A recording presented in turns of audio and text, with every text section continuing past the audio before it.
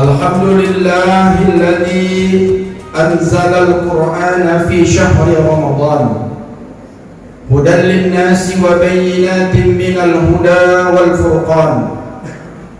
Asyhadu an la ilaha illallah wahdahu la syarika lah wa asyhadu anna sayyidana wa nabiyyana Muhammadan abduhu wa rasuluh.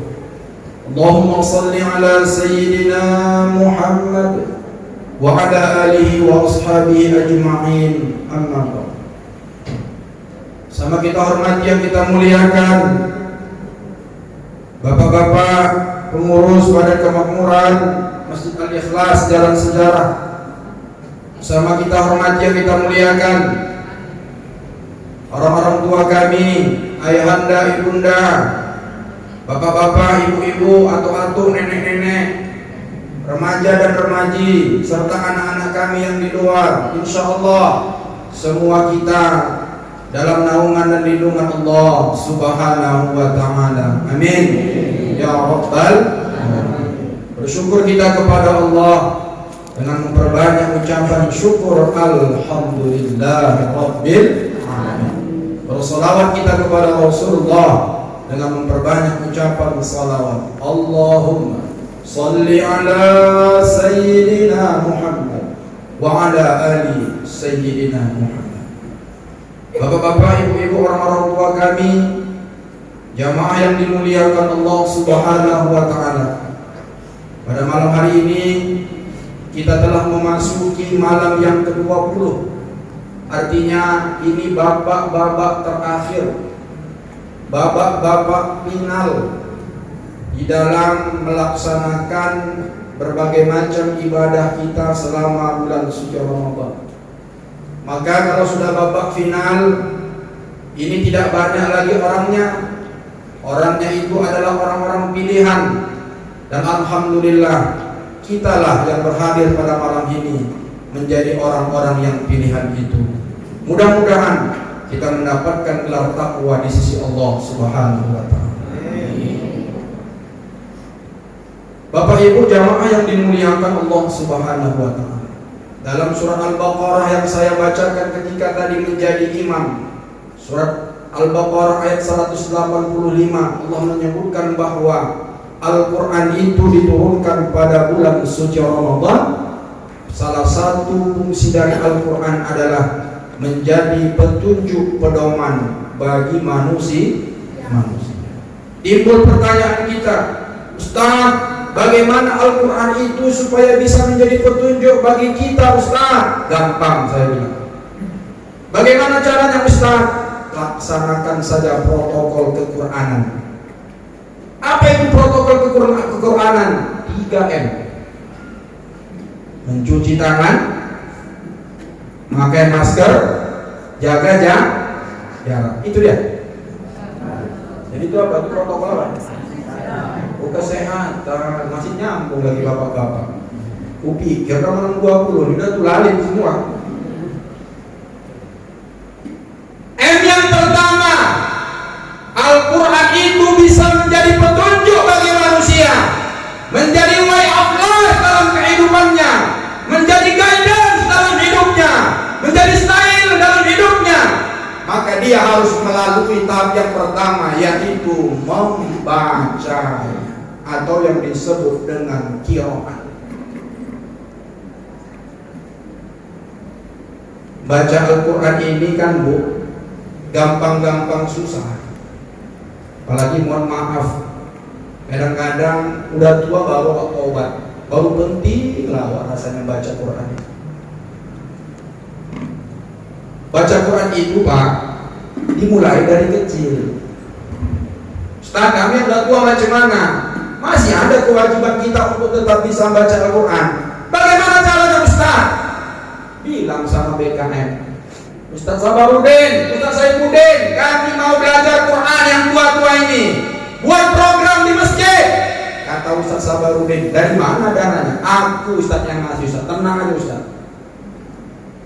Buat pengajian seminggu 2 kali. Jangan ngasih nonton bola aja mata bapak itu. Udah malam 20 nonton bola aja, semifinal Liga Champions sama Piala UEFA. Iya kan? Siapa yang menang, Pak? Mau jawab? Hah? Indonesia.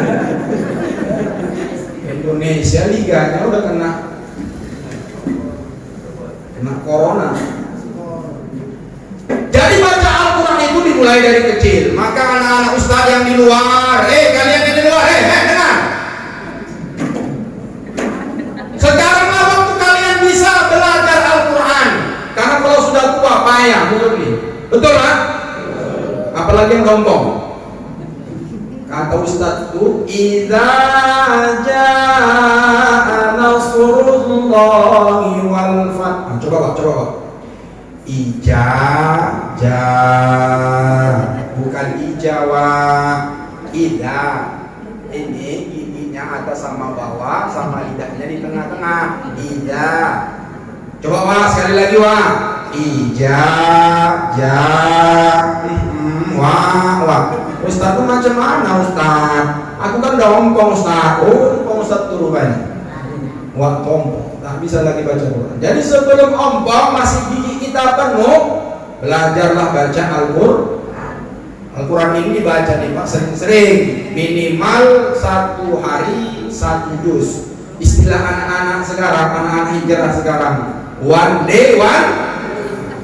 Aku Ustaz bukan 1 juz lagi Ustaz, 10 juz di rumahku Ustaz, lengkap, jeruk, okat, markisah. Bukan itu. Baca Al-Quran itu supaya dia bisa jadi pedoman. Dimulai dari bisa membaca. Tapi sekarang Allah baca Quran ini sedih. Ku tengok Al-Quran di rumah orang-orang Islam tetangga di dalam lemari, gak pernah dibuka, berdebu. Setiap nanti malam hari raya Idul Fitri, barulah itu bersihkan Al-Quran tuh. Bersihkannya tuh macam megang najis. Diambilnya lapnya lapak meja tuh. Bongkarnya lemari itu kan, mau ada Al-Quran berdebu. Diambilnya pakai tangan kiri.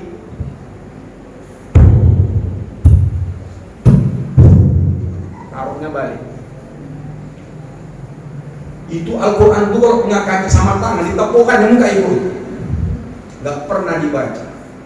Yang paling palaknya saya, Al-Quran itu dikeluarkan kalau lakinya mati baru dikeluarkannya. Itu ditaruh sampai kepala mayat, bukan dibaca. Nangis sedepan ibu.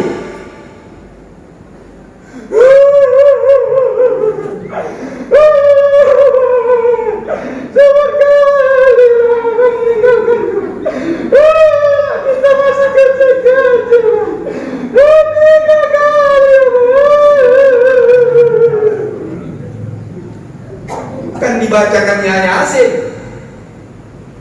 Nangis saja yang panding. Yang lebih gak masuk di akal saya, anak baru lahir ditaruh Al-Quran di dekat anak yang baru lahir. Ngapain? Ini kadang-kadang ibu-ibu ini kebijakan ini. Dibelinya jarum 5 biji, dibelinya kancing sepasang, dibelinya pon-pon, ditaruhkannya, dibungkuskannya, ditaruhkannya ke gelang tangan anaknya, di sampingnya ditaruhnya Al-Quran. Menghina Al-Quran ibu-ibu namanya. Betul? Marah Ustaz ini. Inilah kok ceramah belum makan. Makan saya bu. Tadi saya ada acara buka puasa bersama. Saya kasih tahu siap, demi Masjid Al-Ikhlas nih cepat-cepat lah aku datang. Karena tadi pagi udah kena WA sama Ustaz Saipudin. Sebetulnya aku gantian malam ini bu, karena ada job yang lebih besar. Sombong, enggak. Memang betul, tapi saya nggak bisa kayak gitu. Malam ini ada yang ngajak saya mau menuju Quran, saya nggak mau. Saya mengisi di mana Ustaz? Di Jalan Sejarah. Tinggalkan aja Ustaz. Ustaz kan udah tahu pasaran di situ berapa. Ini lebih Ustaz. Dia muncung kau, aku kan cari duit. Mak-mak itu suka sama aku, aku ceramah, laga-lagaan aku. Kan bu, suka itu rasa ceramah bu. Mungkin baru Ustaz kayak aku ini paling menggemaskan kan bu. Mau kurang meskan aja lah menurut Ustaz juga kan. Yang lain kan sopan-sopan kan bu. Assalamualaikum. Malam ini cerita Lailatul Qadar tentang iman. Kalau saya kan enggak ya kan. Dah, sampai mana tadi? Baca Quran. Baca Quran ini pakai adab. Allah menyebutkan dalam Al-Quran, warattilil Qur'ana tartila. Baca Al-Quran itu secara tartil. Tartil itu apa? Pelan-pelan sesuai dengan ilmu tajwid. Kapan Al-Quran itu paling baik dibaca Ustaz? 10 malam terakhir nih. Kalau kita ada iktikaf di masjid kita nih, baca Quran aja Bu, sampai pagi. Imam Syafi'i, tahu Imam Syafi'i? Tahu aja lah, udah kenal. Tahu aja lah. Itu selama bulan suci Ramadan 60 kali dia mengkhatamkan Al-Quran, baik di dalam sholat maupun di luar sholat. 60 kali Imam Syafi'i. Hebat gak tuh Imam Syafi'i? Hebat. Tapi ada orang sekarang tak mau dia memakai mazhab Syafi'i, malah Imam Syafi'i dibid'ah-bid'ahkan. Lutup kan mukanya. Ada lagi sahabat Nabi bernama Imam Qatadah. Lebih hebat lagi nih Pak. Imam Qatadah ini setiap 3 hari sekali khatam Quran di luar Ramadan. Di dalam Ramadan khususnya di 10 malam terakhir ini, 1 malam 1 kali khatam Al-Quran. Itu Imam Qatadah. Awak entah imam apa awak, tak ada yang jamin awak masuk surga. Neraka udah pasti menunggu awak. Baca Quran malas, tidur aja malam 10 terakhir. Mau jadi apa awak? Jadi apa? Salah, aku nggak tahu. Kemudian Al-Quran ini paling baik adabnya itu adalah sikit-sikit lagunya, adalah sikit-sikit nada-nadanya. Supaya apa? Supaya hati kita ini terpaut dan tertarik dengan Al-Quran itu. Itulah perlunya seni baca Al-Quran. Saya tadi Bu, kalau saya tadi bacanya nggak pakai nada, nggak pakai seni, Quran saya ibu-ibu di belakang itu udah kabur dari tadi. Tolong Bismillahirrahmanirrahim. Alhamdulillahirrahmanirrahim. Ar-Rahmanirrahim. Malik yaumiddin. Iyyaka na'budu wa iyyaka nasta'in. Shiratal mustaqim. Waladhdallin. Amin. Kalau kayak gitu saja imam macam mana? Langsung ibu-ibu WA Ustaz Saifudin kan. Jangan pakai lagu Ustaz hitam tuh. Baca Quran kita ada nadanya. Tapi tadi kayak mana kira-kira? Nah, jujur Pak. Gimana tadi Pak? Oke kan? Oke lah. Kalau nggak mana mungkin aku sampai dalam sejarah nih. Ngeros aja lah terpendam. Azan pun begitu. Bayangkan kalau azan nggak pakai nada, nggak pakai lagu, apa nggak seram aja? Innallaha wa malaikatahu yusholluna 'alan nabi ya ayyuhalladzina amanu shallu 'alaihi wa sallimu taslima. Allahu akbar. Allahu akbar. Wa la ilaha illallah Muhammadur Rasulullah. Kata waktu di belakang azan apa kumur lah kawan. Tapi kalau yang azan yang jadi imam merdu suaranya, tertarik para jamaah datang ke masjid. Ini masjid Al-Ikhlas nih masih sampai 4 jam. Kenapa? Karena imam-imamnya bagus-bagus di sini. Takbir. Ya mesti. Itu kan belajar. Nah, membacanya. Jadi membaca Al-Quran itu perbanyak. Minimal 1 hari berapa Bu? 1 juz. Jadi tiap bulan kita khatam. Ini enggak, setahun sekali pun belum tentu khatam loh. Ustaz aku mataku nih Ustaz, kalau udah baca Quran berlayar Ustaz berhina. Apa itu sebabnya Ustaz? Setan semua di mata ibu. Orang di mata ibu tuh bule aja otaknya. Mata duitan ya kan. Tapi kalau nonton Ikatan Cinta, kan ibu 1 jam setengah. Ngotot lagi gini, nggak berhenti. Ajan pun suara di masjid nggak tahu lagi ibu. Betul? Nah betul. Nah, yang kedua adalah memahami Al-Quran. Istilah dalam hadis disebutkan tilawah. Pertama qiraah, baca biasa, pakai lagu. Kemudian yang kedua tilawah. Tilawahnya apa? Sambil membaca, maka ibu-ibu, bapak-bapak, saya anjurkan baca Al-Qurannya pakai Al-Quran yang ada terjemahnya, terjemah Kemenak.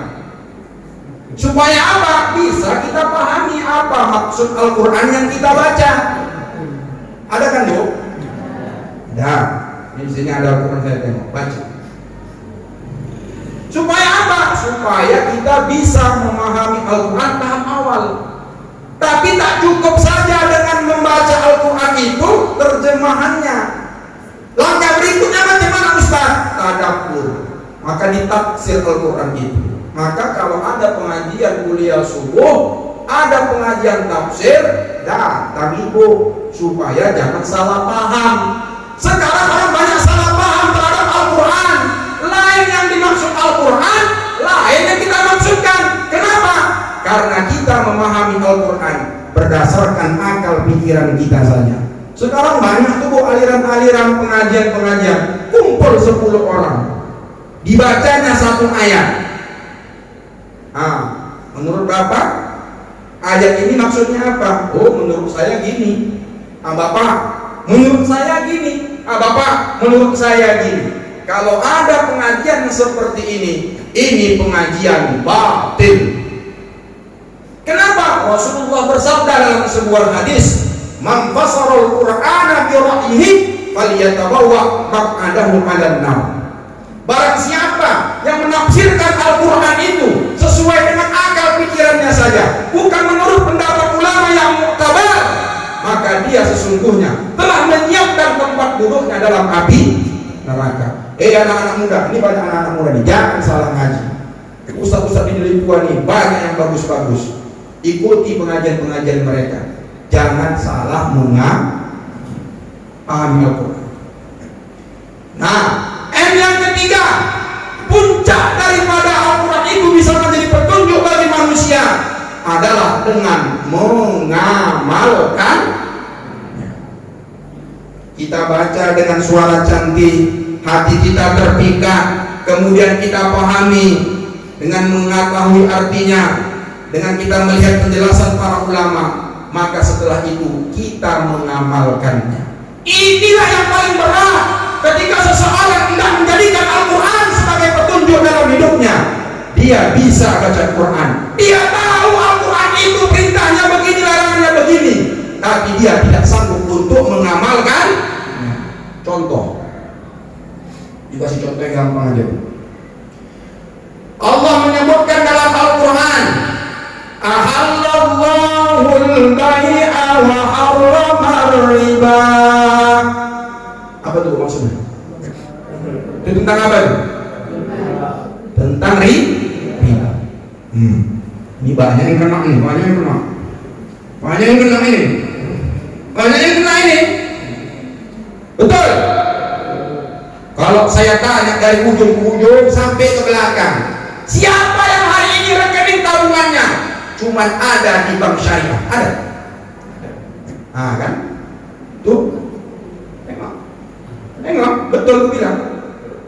Tiap hari ngaji, tiap hari ikut pengajian, tahu dia riba itu haram, tapi dia tabungkan duitnya ke bank-bank konvensional. Yang paling mengerikan, kreditnya kredit riba. Dalam seperpanjang. Apalagi contohnya Ustaz? Surat Al-A'raf ayat 31. Allah Subhanahu wa taala berfirman, A'udzu billahi minasy syaithanir rajim. Bismillahirrahmanirrahim. Ya bani Adam khudhu zinatakum inda kulli masjid. Kulu washrabu wa la tusrifu. Innahu la yuhibbul musrifin.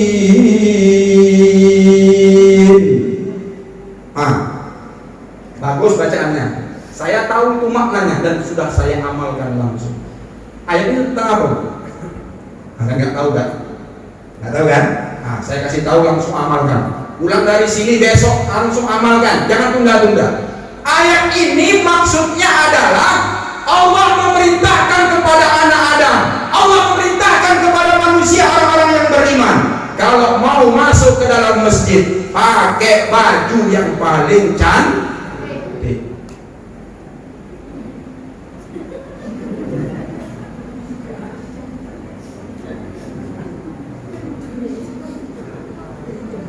tengok minggu lalu ada ibu-ibu itu juga pakai mukenanya. Tanda ini.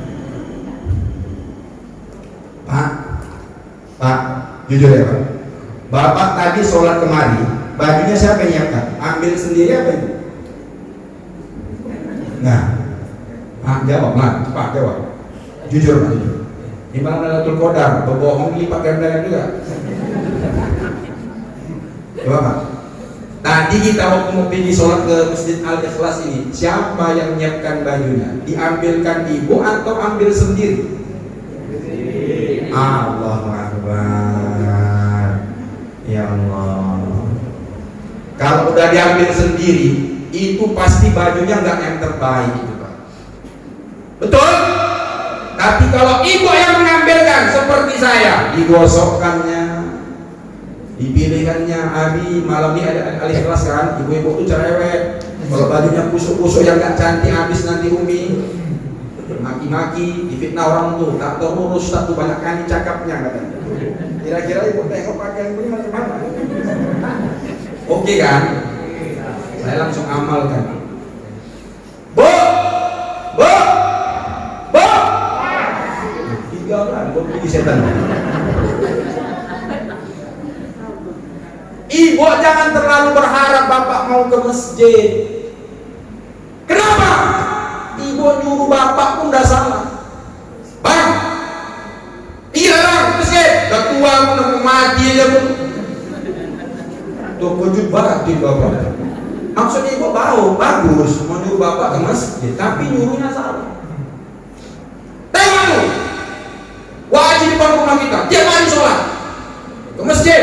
Ini udah bau bangke, bawa mayat pun nggak mau lagi ke masjid ini. Biar sana. Tentu kan bapak marah bapak begitu kan? Kalau marah berarti bapak itu tak ada lah perasaannya lagi. Kalau aku begitu kan biniku bidak. Jangan. Tentu kan bapak bisa jawab ya kan? Saking gondoknya bapak nengok ibu. Apa mau bilang? Kayak wajib di rumah tuh, kawin aja sama wajib juga tadi. Aja. Tapi kalau ibu rubah metode bapak, bapak agak kupingnya agak sumpah ya. Ini rumus untuk supaya suami ibu pergi ke masjid. Gampang. Cakap yang bagus. Seperti ibu nyanyi lagu Korea. Ya kan? Pandai nyanyi Korea? Enggak, nyanyi apa pandai? Ayu Ting Ting. Ayu Ting Ting pun jadi. Alamat palsu ya kan? Bang, bang,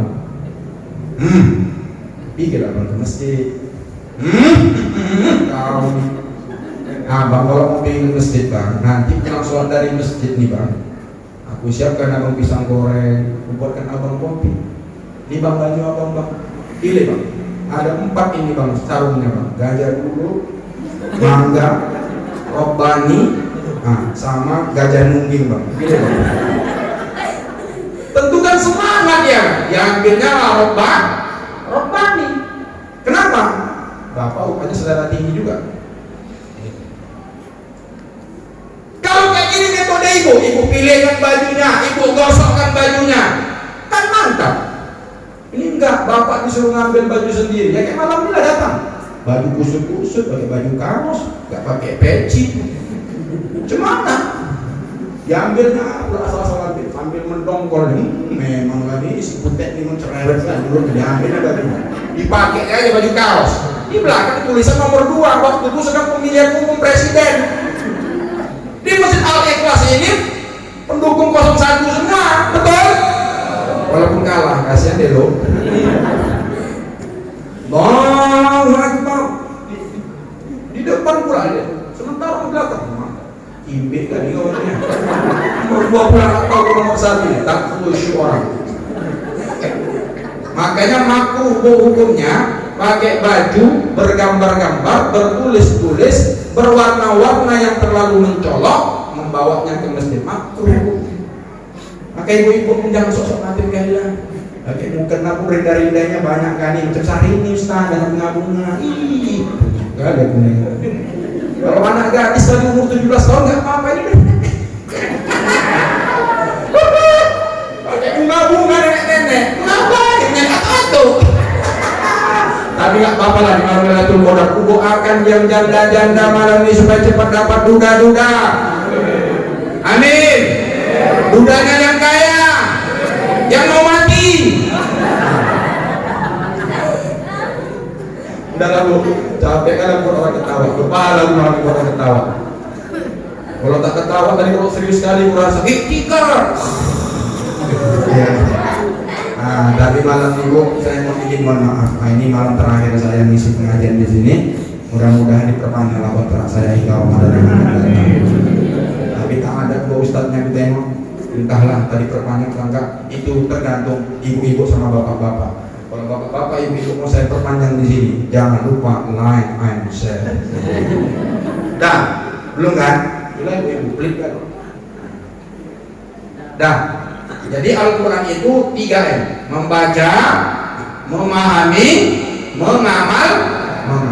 Inilah dapat kami sampaikan, mudah-mudahan bermanfaat. Pada Allah saya mohon ampun, kepada bapak-bapak, ibu-ibu, orang tua kami jamaah sekalian, saya mohon maaf dimaafkan.